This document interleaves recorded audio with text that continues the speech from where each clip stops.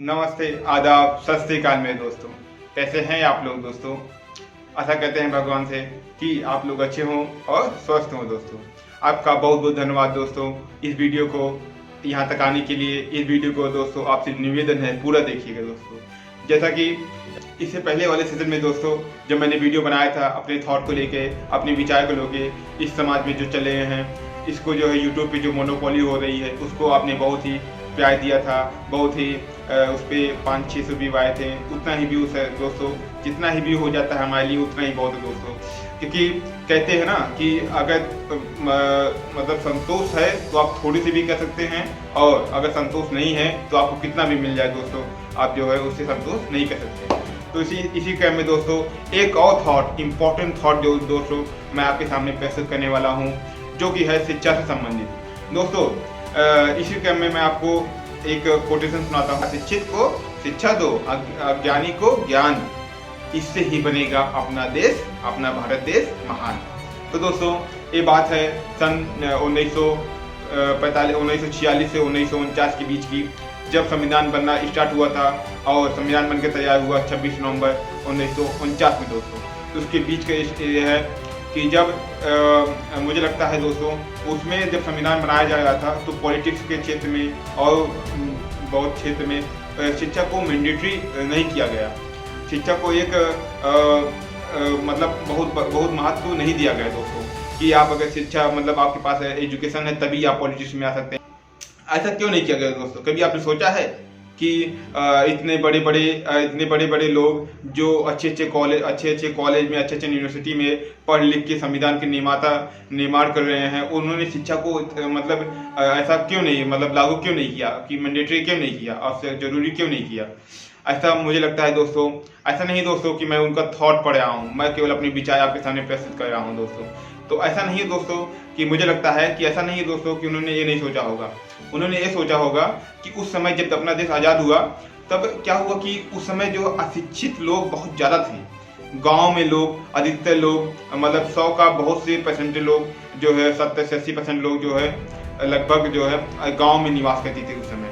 लेकिन क्या है मतलब गाँव में निवास करती थी, तो उनको समानता देने के लिए, समानता देने का मतलब ये है कि उनको ऐसा ना लगे कि केवल पढ़ा लिखा ही लड़का, पढ़ाई लिखाई मतलब आदमी पॉलिटिक्स में जा सकता है, उसका ही केवल करियर बन सकता है, हमारा तो वही किसानी में बन जाएगा या इसमें बन जाएगा। ऐसा नहीं रखो, ऐसा इस सबको सोच को मिटाने के लिए मुझे लगता है दोस्तों कि उस शिक्षा को मैंडेटरी नहीं किया गया।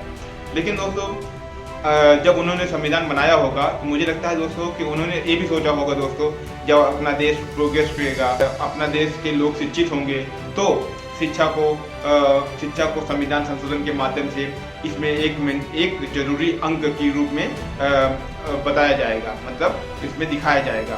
संविधान संशोधन के माध्यम से इसको जो है उसमें एक अभिन्न अंग बनाया जाएगा, उसका एक इम्पोर्टेंट अंग बनाया जाएगा इसका संविधान का। तो दोस्तों लेकिन ऐसा नहीं हुआ दोस्तों। हालांकि कुछ ऐसा होना चाहिए दोस्तों। मुझे लगता है कि कोई भी राजनेता, कोई भी मतलब सांसद, कोई भी ग्राम पंचायत के लिए एक शिक्षा मतलब उस लेवल की शिक्षा जो है उसके पास होनी चाहिए, जिससे वो जो है मतलब देश का, इससे बहुत ही देश का भला होगा और इसमें जो हो बहुत ही प्रोग्रेस होगा दोस्तों। हालांकि आपको बहुत से लोग मिल जाएंगे कहते हुए कि शिक्षा तो बहुत से लोग ऐसे आपके एग्जाम्पल मतलब वो लोग कहेंगे कि बहुत से एग्जाम्पल मैंने देखे हैं, बहुत से लोग हैं जो है बिना शिक्षा के मतलब आसमान की बुलंदियों तक छू दिए हैं, बड़े बड़े काम किए हैं। लेकिन दोस्तों मैं उनसे कहना चाहता हूँ, केवल इतनी बात कहना चाहता हूँ कि जो लोग अशिक्षित होने के बाद भी सक्सेस हुए हैं, वो अपने लड़के को, अपने संतान को इतनी अच्छी कॉलेज में, इतने अच्छे स्कूल में, इतने अच्छे यूनिवर्सिटी में क्यों पढ़ाते हैं, विदेशों में क्यों भेजते हैं, क्यों भेजते हैं? आप ही बताइए दोस्तों, थोड़ा सोचिए। आप अपने अगल बगल एग्जाम्पल देखिए कि वो भले ना पिताजी भले आप उनके जो है अशिक्षित हैं, लेकिन लड़के को अगर जितना उनकी मतलब हैसियत है उससे ज़्यादा ही पढ़ाने की कोशिश करते हैं दोस्तों। ऐसा क्यों होता है दोस्तों? ऐसा इसलिए होता है दोस्तों कि जो अशिक्षित व्यक्ति सफल हुआ है, वो वहाँ तक पहुँचा है, वो सोचता है, पिताजी सोचते हैं कि जिस हिसाब से मैंने अपने लाइफ में संघर्ष किया है, जिस हिसाब से मैंने अपने लाइफ में जो है पढ़ाई की ना होने की वजह से लोगों के इतने मतलब सिचुएशन को डील किया है, उसी हिसाब से दोस्तों इसीलिए दोस्तों उन्होंने क्या किया, पढ़ाई को एक बहुत ही इम्पोर्टेंट अंग बना के अपने लड़कों को उसको जो है पढ़ाने के लिए विदेश भेजते हैं और कहीं भेजते हैं। तो ऐसा नहीं है दोस्तों कि मतलब संघर्ष, देखिए तो कहा नहीं गया दोस्तों कि शिक्षा वो तलवार है जिससे आप लाइफ में आने वाली कठिनाइयों को, लाइफ में आने वाली मुसीबतों को चीरते हुए निकल सकते हैं। तो दोस्तों ऐसा हालांकि ऐसा नहीं दोस्तों कि गवर्नमेंट प्रयास नहीं करती शिक्षा को आगे बढ़ाने का, लेकिन दोस्तों क्या होता है ना कि अच्छे मतलब गवर्नमेंट जो फंड भी मतलब देती है, फंड भी अलॉट करती है, और जो है उसके लिए जो है अच्छे बजट जो है उसमें पारित किए जाते हैं। तो लेकिन दोस्तों क्या होता है ना, वो फंड आपको मालूम होगा दोस्तों, वो फंड ऊपर से नीचे आते कितना बचता है दोस्तों, और गरीबों को कितना मिलता है दोस्तों। कभी कभी तो सर दोस्तों ऐसा होता है कि कोई स्कीम आता है और लोगों को पता तक नहीं चलता कि स्कीम हमारे लिए कोई स्कीम आया हुआ था, वो बीच में ही खत्म हो जाता है दोस्तों। ऐसा क्यों होता है दोस्तों, अभी बताइए ऐसा क्यों होता है?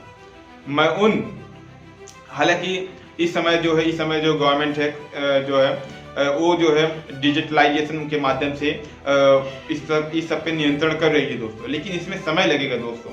लेकिन तब भी जो है कहते नहीं कि अगर जिसको चोरी ही करना है, जिसको गलत काम ही करना है, वो कोई ना कोई उसका जुगाड़ उसका जो है बना लेता है। तो दोस्तों मैं उन सबसे हाथ जोड़ के विनती करना चाहता हूँ जो लोग अपने क्षमता का, अपनी जॉब के माध्यम का, अपनी शिक्षा क्षमता के माध्यम से गरीब लोगों के पैसे को हड़पते हैं और उनके हक को अपने जेब में रखते हैं। उन लोगों से विनती करना चाहता हूं दोस्तों कि आपकी इस थोड़े से त्याग की वजह से बहुत से लोगों को भला हो सकता है दोस्तों। तो ऐसा नहीं है दोस्तों कि उससे जो जॉब करते हैं सभी लोग करते हैं, ऐसा नहीं है दोस्तों। बहुत अच्छे लोग हैं और उन्हीं की वजह से गरीब लोग यहाँ तक आ पाता है, जो पैसा आता है वहीं उन्हीं की वजह से आता है दोस्तों। और जो है वो लोग, लेकिन हाँ दोस्तों इतना तो मैं कह सकता हूँ कि जो ईमानदार लोग हैं उनकी संख्या कम है, मतलब उनकी अपेक्षा उनकी संख्या कम है। तो दोस्तों उनकी संख्या हमें बढ़ानी भी पड़ेगी। तो इसी क्रम में दोस्तों क्या होता है कि ऐसा आप ही सोचिए दोस्तों कि हम कोई भी स्कीम आता है तो हम क्यों नहीं जान पाते, आप ही बताइए, थोड़ा सोचिए दोस्तों। कोई भी स्कीम आता है, कोई भी जो है मतलब नियम निकलता है तो हमें पता क्यों नहीं चलता? क्योंकि उसका सही ढंग से जो है उसका प्रचार नहीं होता, उसका सही ढंग से जो है प्रसार नहीं होता दोस्तों। लेकिन दोस्तों अब प्रचार की बात आ गई तो मैं प्रचार के बारे में आपको कुछ कहना चाहता हूँ कि देखिए प्रचार तब देखिए दोस्तों जब नेताओं की रैली निकलती है, नेताओं का चुनाव आता है, नेताओं का जो है मतलब चुनाव प्रचार आप देखिए दोस्तों, काफिले चलते हैं पूरा एकदम। बड़े को छोड़िए दोस्तों, छोटे छोटे जो लड़के होते हैं उनको उनका चुनाव चिन्ह उनका चाहे जो राजनेता हो अपनी सत्ता में आने के लिए जो है उतना चुनाव में प्रचार करता है कि बड़े को छोड़िए दोस्तों, छोटे छोटे लड़कों तक को भी सब कुछ याद हो जाता है उसके बारे में, उसका क्या झंडा क्या है, वो कहाँ का रहने वाला है, उसका नाम क्या है, सब याद हो जाता है दोस्तों। आप ही समझिए प्रचार उस तरीके उसका अगर मतलब दोस्तों 10-20% भी अगर इस सब में हो ना उसका प्रचार, तब भी लोग अवेयर होंगे दोस्तों। इससे फायदा है, देखिए इससे फायदा है कि आप गवर्नमेंट को जो है मतलब इससे फायदा ये होगी कि लोग अपने हक के लिए जहाँ पे वो जाए मतलब लोग अपने हक के लिए लड़ेंगे और हक ना मिलने पर दोस्तों वो अपने हक के लिए उस पर जो है कानून में जाएंगे, पुलिस में जाएंगे। इसके लिए दोस्तों जब लोग की तादाद ज़्यादा होगी तो जो ये बाबू लोग या और सब लोग खाते हैं ना वो लोग नहीं खा पाएंगे दोस्तों। तो इसीलिए दोस्तों प्रचार मतलब जो भी स्कीमें आती हैं उसको जो है लोगों तक प्रचार करना बहुत इम्पोर्टेंट है। और ऐसा नहीं दोस्तों कि सब लोग मतलब इससे अज्ञात रहते हैं, कुछ लोगों को ज्ञान होता है कि स्कीम आया है, स्कीम नहीं आया है। तो लेकिन क्या होता है ना उन लोगों की संख्या बहुत कम है दोस्तों।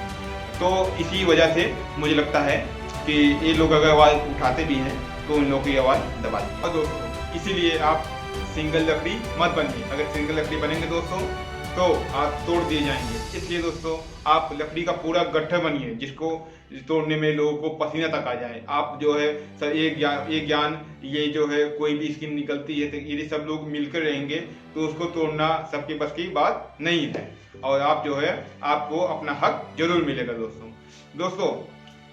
इसी क्रम में कि शिक्षा का आलम देखिए दोस्तों कि यदि कोई वैकेंसी निकलती भी है, निकलती तो नहीं वैसे बहुत दिन के बाद भी कोई वैकेंसी निकलती भी है दोस्तों, चपरासी की हो गई या और किसी की हो गई, तो दोस्तों आपको तो मालूम होगा उसमें कितना पढ़ना पड़ता है। दिन रात जो है हमें जो है मेहनत करनी पड़ती है, मैथ लगाना हो, रीजनिंग लगाओ, GS पढ़ो, ये पढ़ो, 10 सब्जेक्ट पढ़ना पड़ता है दोस्तों। मतलब बहुत पढ़ना पड़ता है दोस्तों एक केवल चपरासी की जॉब के लिए।